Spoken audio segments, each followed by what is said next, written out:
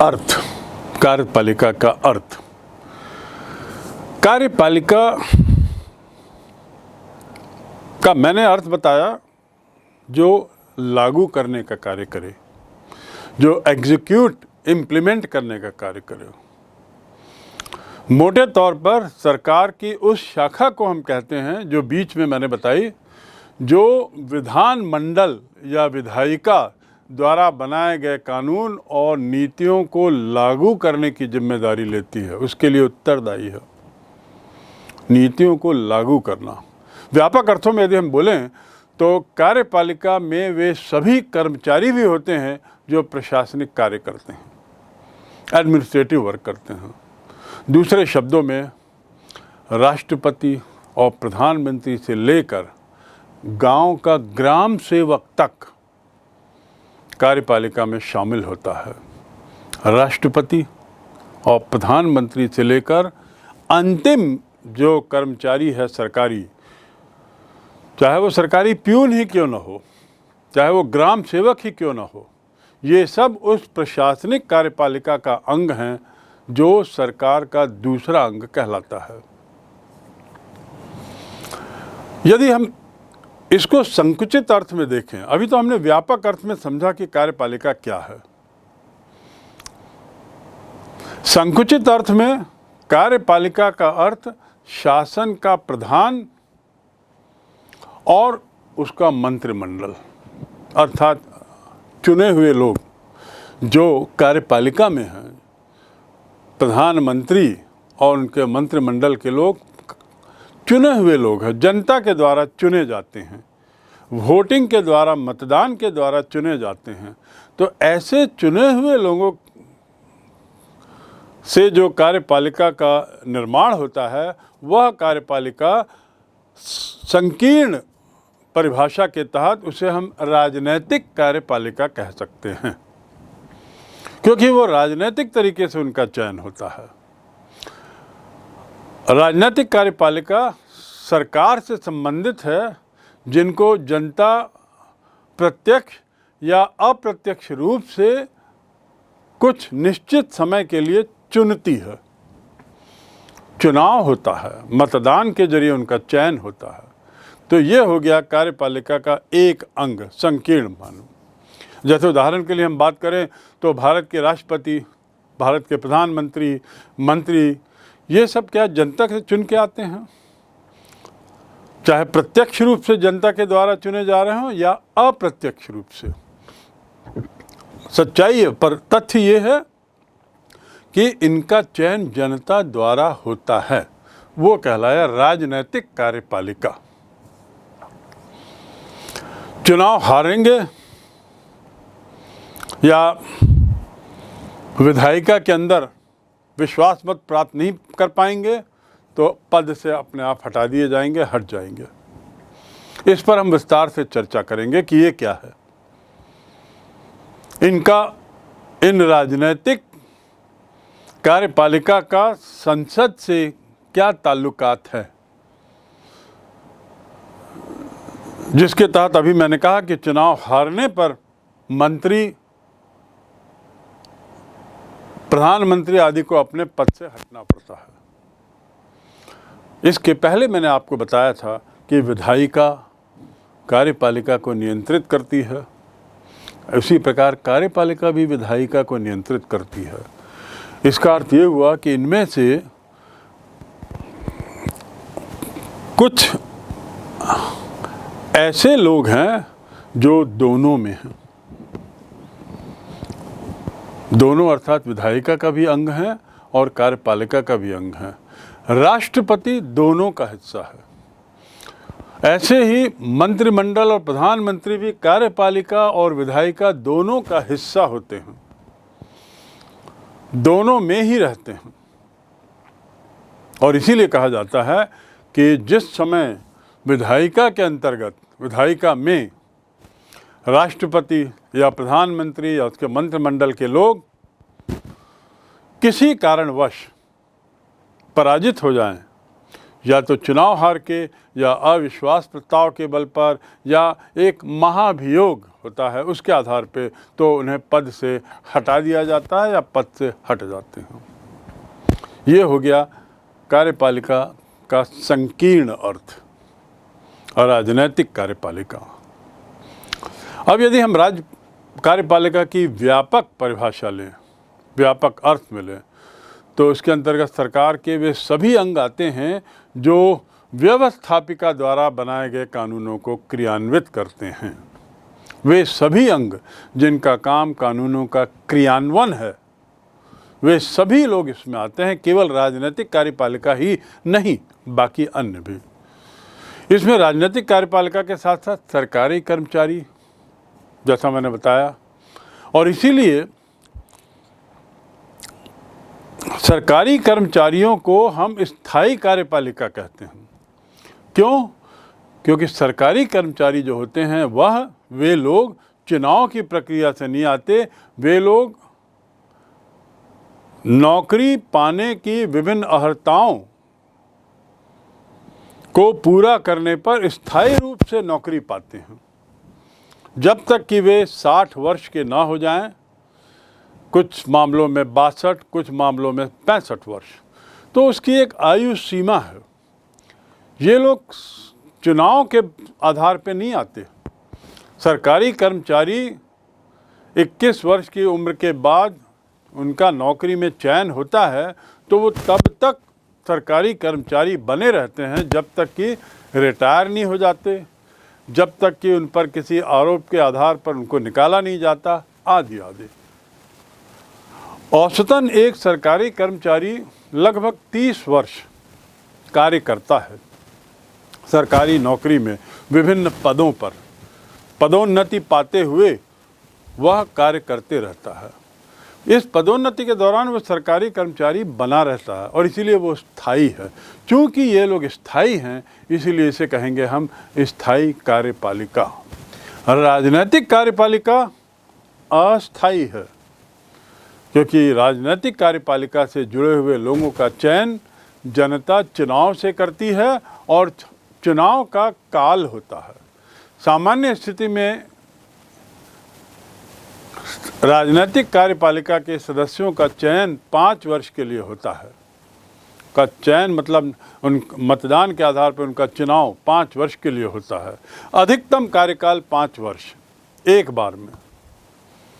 इस पर हम और विस्तार से आगे चर्चा करेंगे, पर आप जान लें कि राजनीतिक कार्यपालिका का कार्यकाल सीमित होता है, अस्थायी होता है। उसके खिलाफ, उसके ठीक उल्टा प्रशासनिक कार्यपालिका का कार्यकाल असीमित होता है। उसकी एक बहुत लंबी आयु होती है, उसका बहुत लंबा काल होता है। स्थायी रूप से वो लोग पदस्थ होते हैं। तो जब हम स्थायी कार्यपालिका की बात करते हैं तो उसमें कौन लोग आते हैं? सरकारी कर्मचारी। और जैसा मैंने कहा, ग्राम सेवक स्तर तक के लोग उसमें रहते हैं। इसकी शुरुआत कहाँ से करें? यदि नीचे के स्तर पे ग्राम सेवक, तो सर्वोच्च स्तर पे कैबिनेट सेक्रेटरी, मुख्य सचिव, विभागीय सचिव, सचिव, निर्देशक, उपनिदेशक, सहायक, लिपिक, प्यून, ये सब हैं। ये सभी कर्मचारी स्थायी हैं और उनकी नियुक्ति और पदोन्नति योग्यता, क्षमता और सेवा के आधार पर होती है। आप जो भी विज्ञापन देखते होंगे सरकारी नौकरी के, उसमें योग्यता पूछी जाती है, क्षमता देखी जाती है परीक्षा और इंटरव्यू के आधार पर, और फिर उनका सेवा काल रहता है। इनके जो कार्यकाल हैं और इनका जो वेतन है और इनकी जो नौकरी है, इसका चुनाव से कुछ लेना देना नहीं। चुनाव के परिणाम कुछ भी रहें, लोकसभा, राज्यसभा, विधानसभा चुनावों के परिणाम कुछ भी रहें, किसी भी दल के पक्ष में जाएं, वे परिणाम, ये जो कर्मचारी हैं स्थायी बने रहते हैं। एक ओर जहां ये लोग स्थायी बने रहते हैं, वहीं दूसरी ओर स्थायी बने रहने के कारण ये लोग चुनाव नहीं लड़ सकते। अर्थात सरकारी कर्मचारी चुनाव नहीं लड़ सकता, चुनाव में उम्मीदवार नहीं बन सकता। लोकसभा का उम्मीदवार, विधानसभा का उम्मीदवार, ग्राम पंचायत का उम्मीदवार सरकारी नौकरी में रहते हुए नहीं बन सकता। उसे गैर राजनीतिक ही रहना होगा, और यदि उसे चुनाव में खड़े होने की इच्छा है, चुनाव में उम्मीदवारी पेश करने की इच्छा है, तो उसे सरकारी नौकरी से इस्तीफा देना होगा, और उसके बाद फिर वो राजनीतिक कार्यपालिका की गतिविधियों में शामिल हो सकता है, पर दोनों एक साथ नहीं कर सकता। ये अंतर हो गया स्थायी और अस्थायी कार्यपालिका में। स्थायी कार्यपालिका राजनीतिक कार्यपालिका के सलाहकार के रूप में कार्य करती है। स्थायी कार्यपालिका राजनीतिक कार्यपालिका के आदेशों को क्रियान्वयन करने में पूर्ण सहयोग करने के लिए बाध्य है। राजनीतिक कार्यपालिका के आदेशों को स्थायी कार्यपालिका क्रियान्वित करने के लिए बाध्य है। उसके सलाहकार के रूप में तो काम करती है, उन्हें सुझाव तो देती ही है, सचिव, मुख्य सचिव आदि सुझाव देंगे, लेकिन अंततः राजनीतिक कार्यपालिका के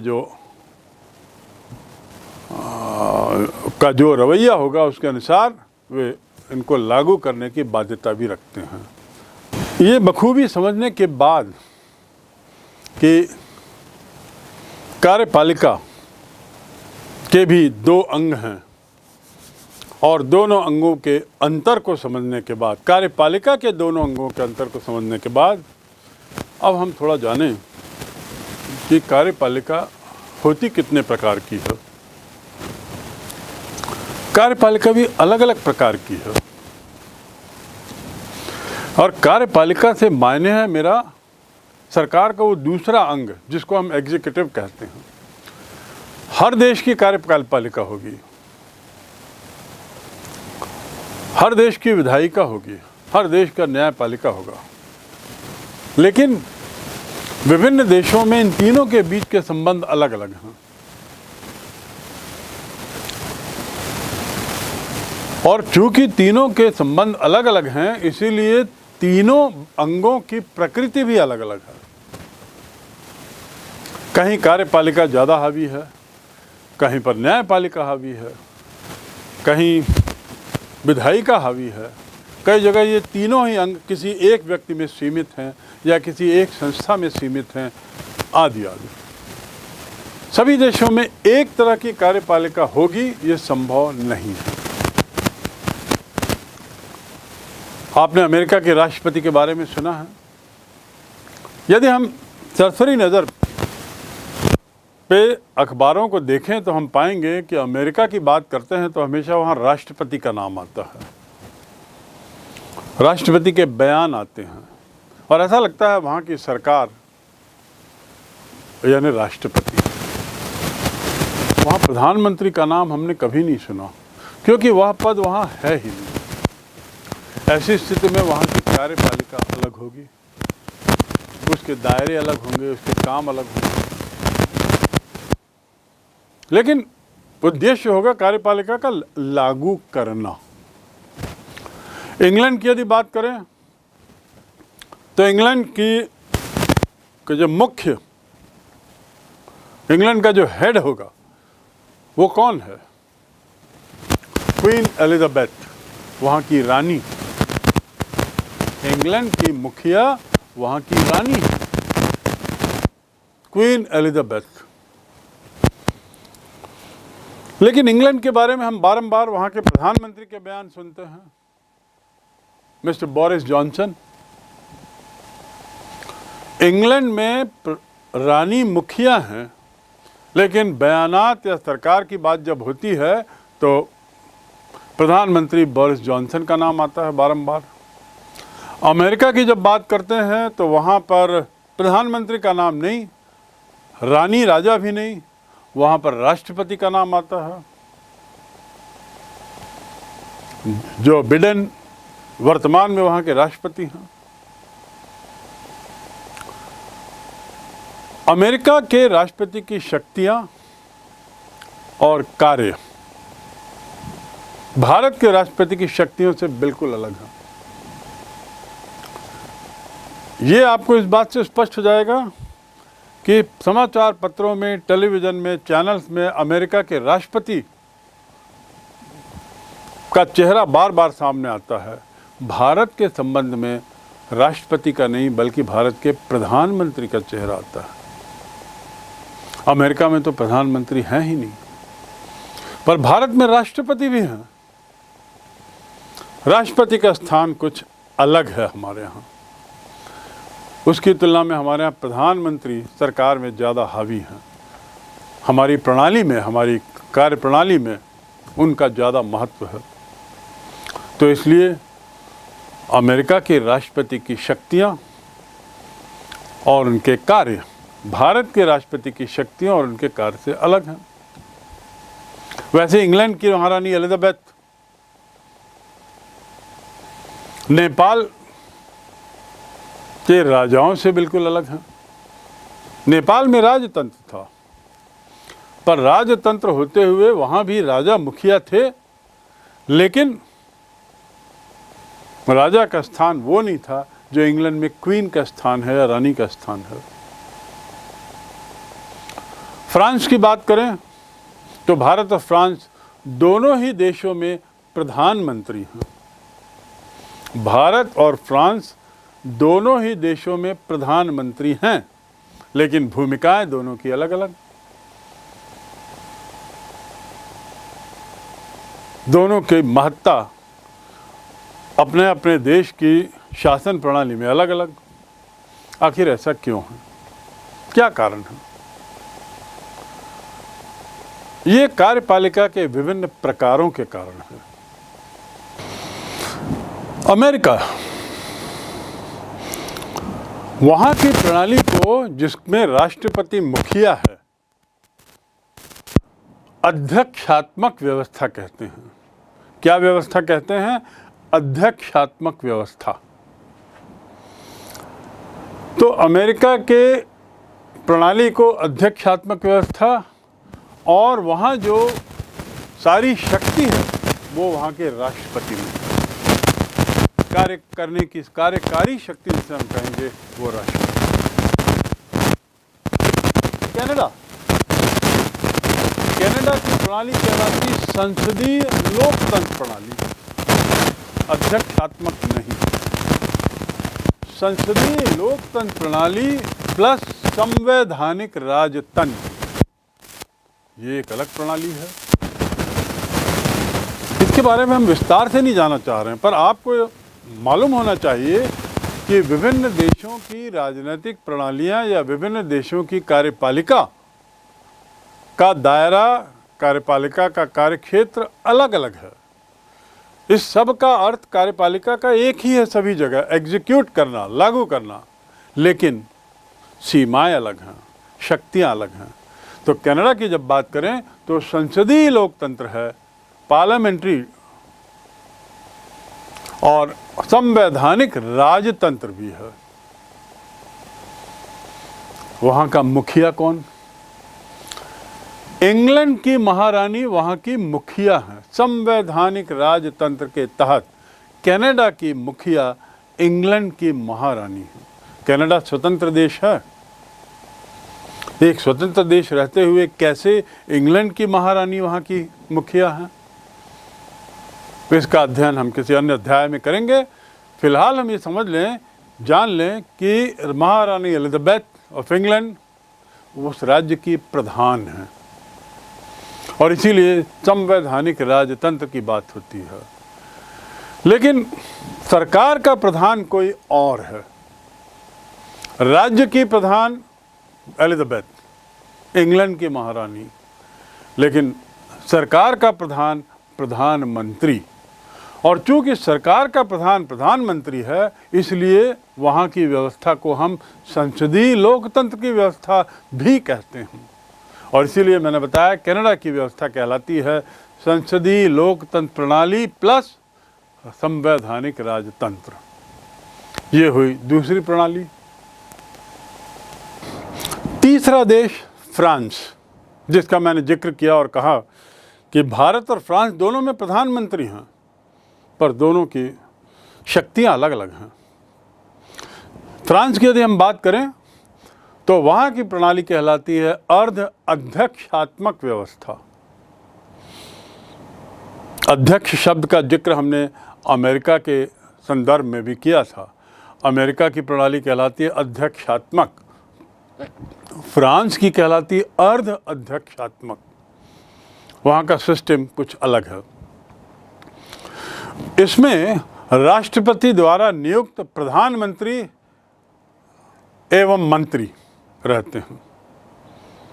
राष्ट्रपति द्वारा नियुक्त प्रधानमंत्री एवं मंत्री, और राष्ट्रपति का पद ऐसा है कि राष्ट्रपति हटा नहीं सकता।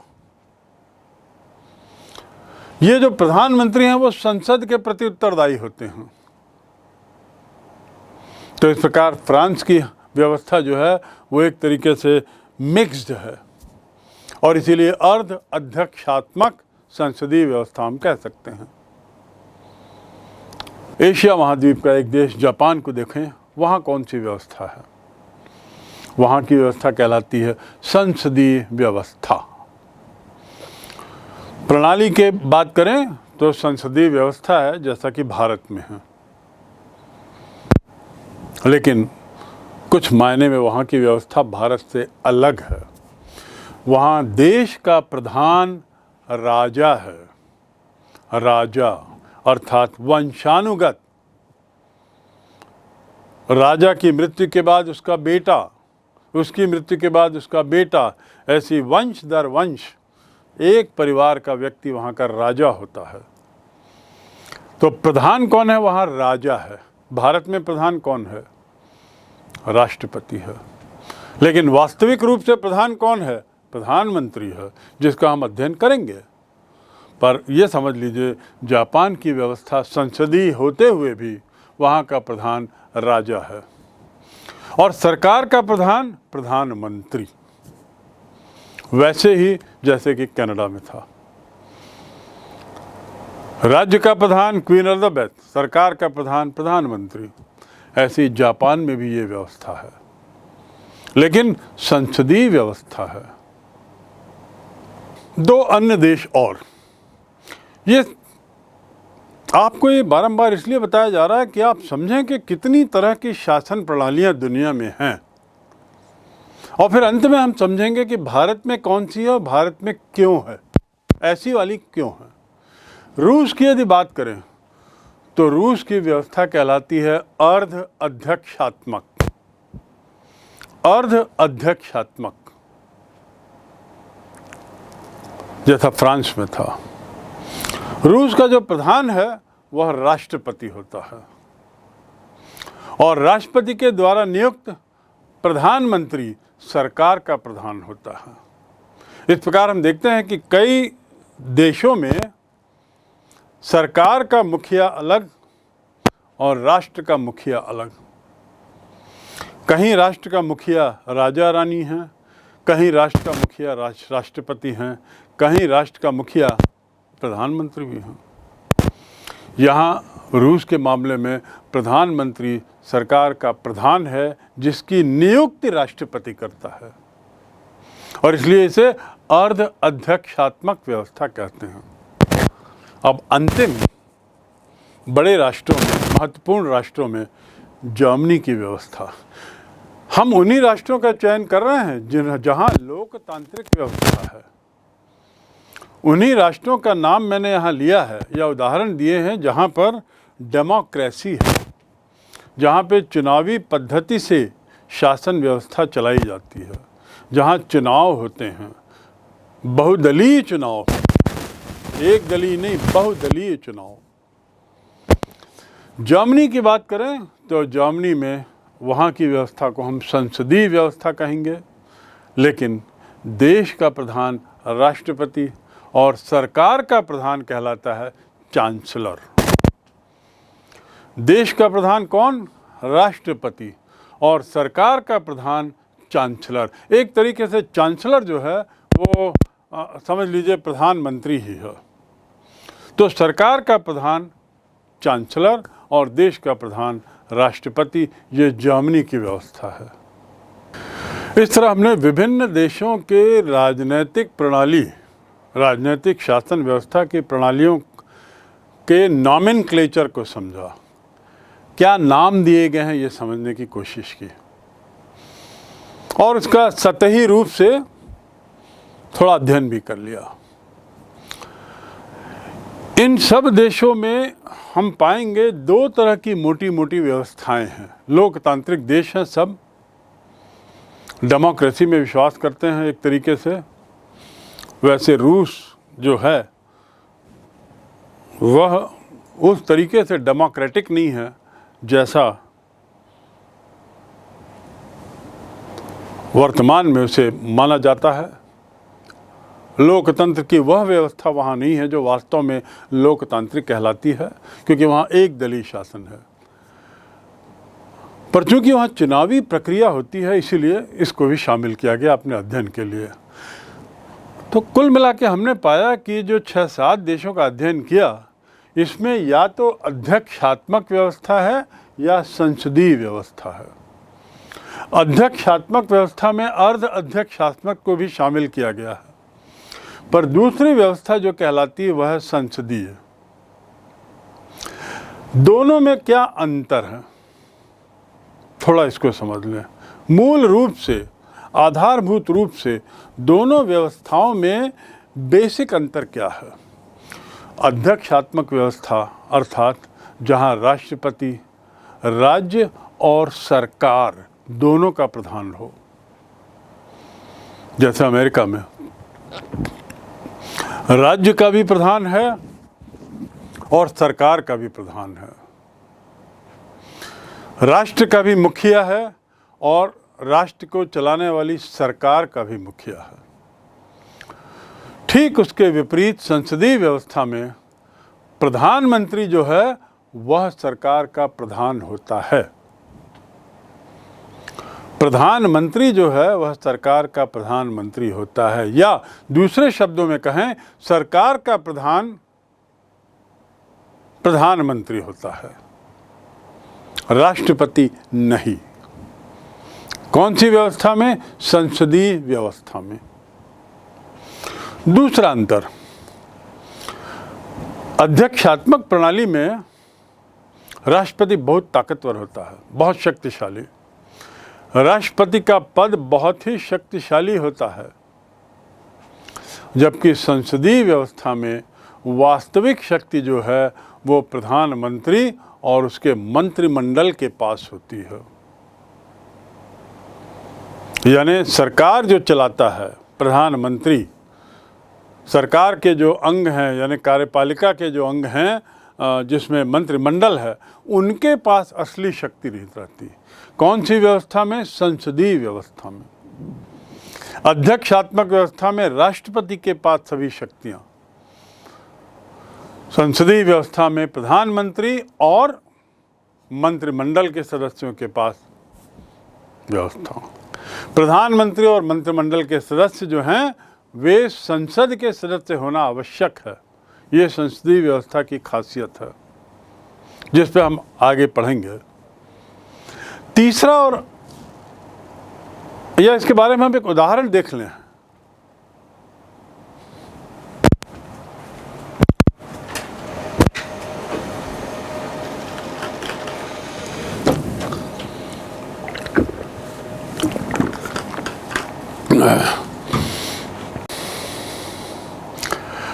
अध्यक्षात्मक प्रणाली की बात करें तो हमने कई उदाहरण देखे, लेकिन मूल रूप से या सबसे ज़्यादा जो